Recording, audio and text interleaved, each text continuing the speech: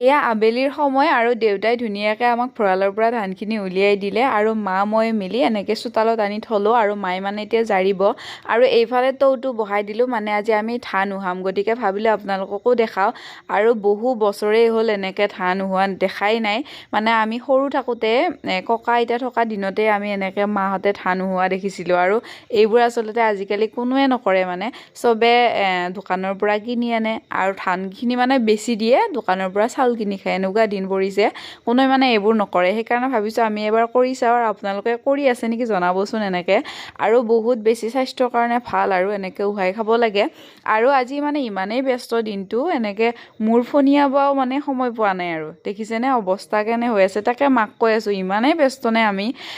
কিছুমান মানুহে দেখোন অ'ত ত'ত বহি কথা পাতি এনেকৈ থাকিবও টাইম পায় আমি ইমান ব্যস্ত নে এনেকৈ কৈ আছোঁ মাক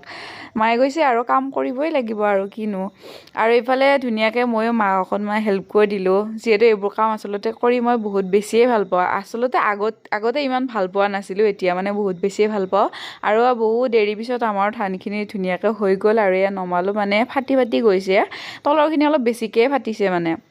আৰু এয়া মায়ে নমালে আৰু দ্বিতীয়বাৰ আকৌ মানে বহাব লাগিব সেইকাৰণে আকৌ পানী আনি মই ধুনীয়াকৈ ঠিক ঠাক কৰি দিছোঁ আৰু এয়া মায়ে এতিয়া জুই দিব আৰু ভিডিঅ'টো কেনেকুৱা পাইছে আপোনালোকে জনাব আজিলৈ এৰিছোঁ বাই বাই